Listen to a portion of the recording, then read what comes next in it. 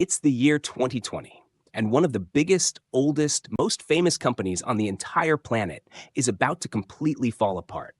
This company had been around for more than 100 years. It owned almost 700,000 cars. 700,000. That is more cars than there are people living in a lot of big cities. And the company's name was Hertz. You've probably seen those bright yellow Hertz signs at the airport. For a really long time, Hertz was basically the king of renting cars. And then in 2020, the king went broke, totally bankrupt, owing somewhere around $19 billion.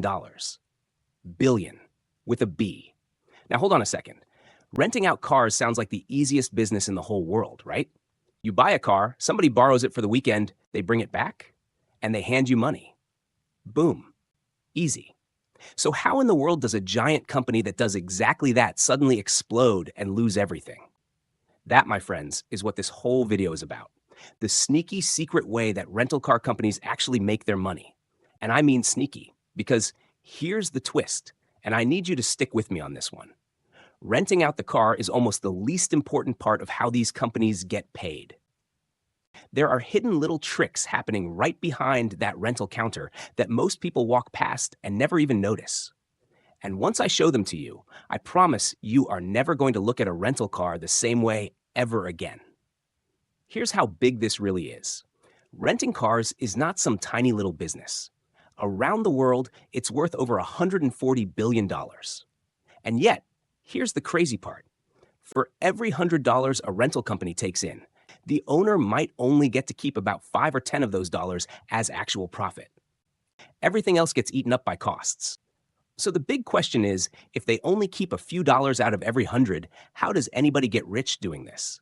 The answer is a series of clever, sneaky moves. I'm going to walk you through them one at a time, from smallest to biggest. And that last move, that's the exact same move that knocked Hertz right off its throne. Let's go. All right, sneaky move number one. And this one happens in a place you have probably stood yourself, right next to your parents, the rental counter. You know the scene. Your family has been traveling all day, everybody's tired, and you finally walk up to the desk to grab the car you already booked. And then the person behind the counter starts asking questions. Would you like to add some extra insurance today? Do you want to prepay for a full tank of gas so you don't have to worry about it? How about a GPS to help you find your way? Maybe a car seat for the little one? And it feels like they're just being helpful. But here's the secret. That little moment is one of the most important moments of the entire business. Every single one of those little extras, the insurance, the gas, the GPS, the car seat, is called an add-on. And add-ons are where the sneaky money hides. See, the company barely makes anything on the plain rental of the car itself. But those add-ons, those are almost pure profit. Here's my favorite example, the prepaid gas trick. They offer to let you pay for a full tank of gas right now, so you can just bring the car back empty and not stop at a gas station. Sounds convenient. But think about it. Almost nobody ever brings the car back running on completely empty. So you paid for a whole tank, you gave back a car with gas still in it, and the company just keeps the difference. That leftover gas is basically free money for them. Now, here's why this matters so much. All of these little add-ons together make up around 1 out of every $10 a rental company earns. That doesn't sound like a lot until you remember they're only keeping $5 or $10 of profit out of every 100 in the first place. So those add-ons at the counter aren't just a nice bonus. For a lot of rental companies, they are the difference between making money and losing money. That little, sure, add the insurance is doing some very heavy lifting. But honestly, the gas and the GPS are just pocket change compared to the biggest, sneakiest trick of them all. And this next one completely changes what you think a rental car company even is. Here is sneaky move number 2, and this is the big one, so get ready.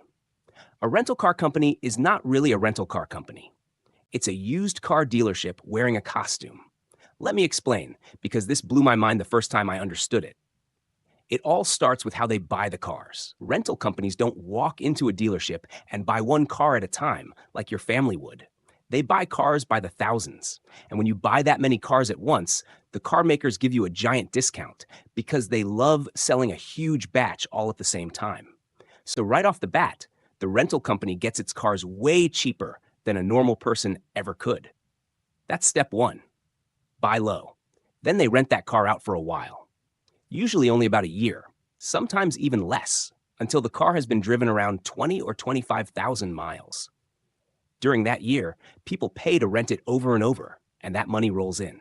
That's the part everybody sees. But here's the part nobody thinks about. After that year, the company doesn't keep the car. They sell it as a used car. Have you ever seen a place called Enterprise Car Sales or a Hertz used car lot? That's them. The exact same company that rented you the car is now turning around and selling that same car to somebody else. And here's the sneaky, mind-blowing part. Sometimes they make more money selling the car than they ever made renting it out. Read that again. The renting was almost like the warm-up act. The real payday can come at the very end, when they sell the car and pocket the cash.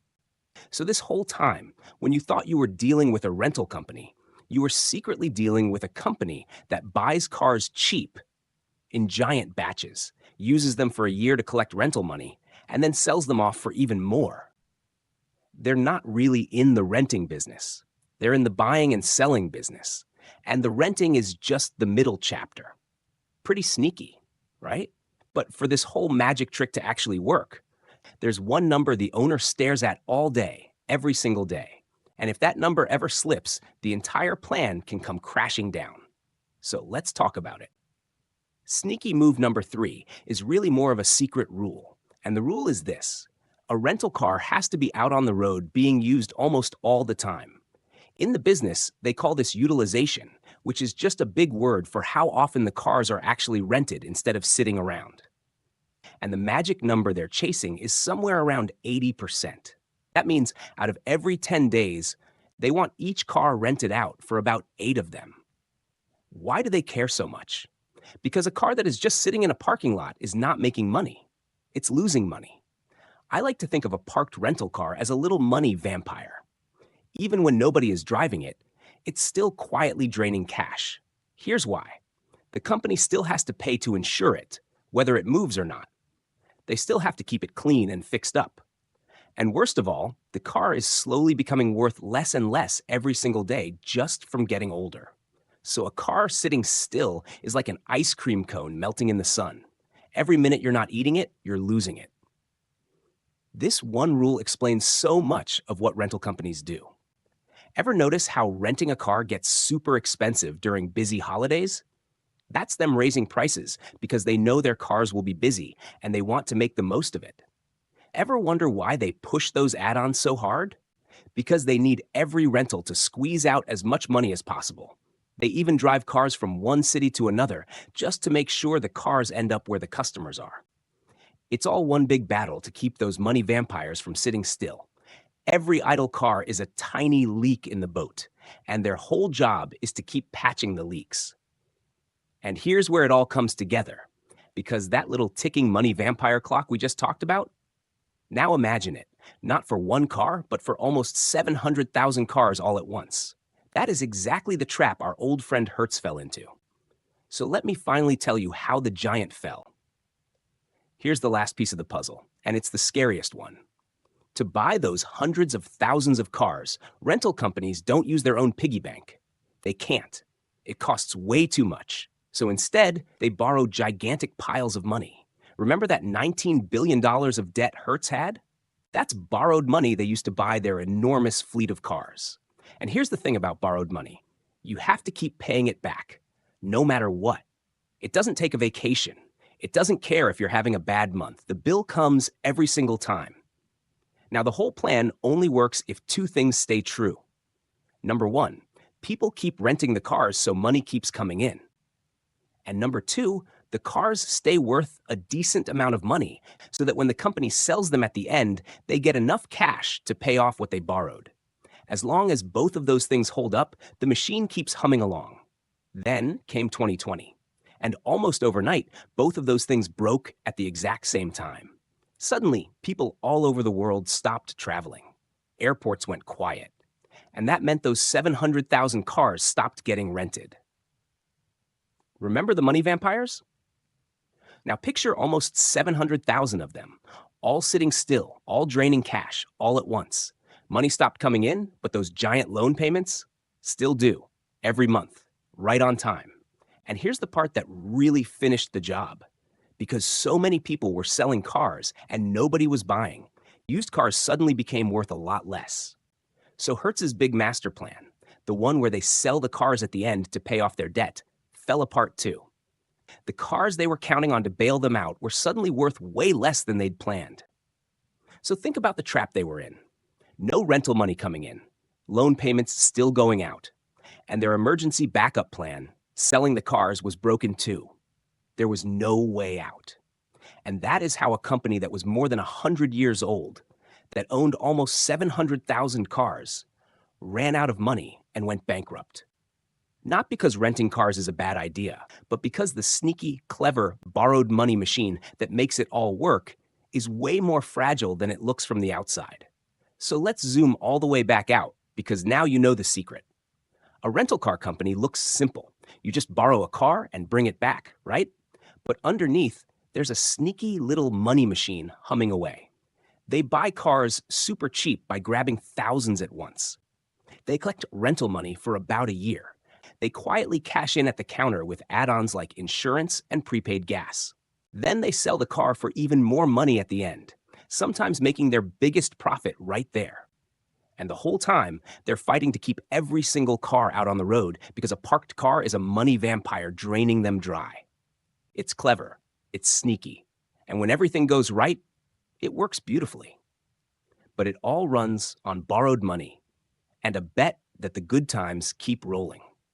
And when the good times stop, like they did in 2020, even a giant like Hertz can fall in a matter of weeks. So here's my challenge for you. The next time you're standing at a rental counter with your family and that friendly person asks, "Would you like to add insurance? Want to prepay for gas?" You're going to smile. Because you won't just see a person doing their job. You'll see the whole sneaky money machine right there in front of you, working exactly the way it was designed to. And now you know the secret that most grown-ups walking past that counter have absolutely no idea about. Pretty cool, right? I'll see you in the next one.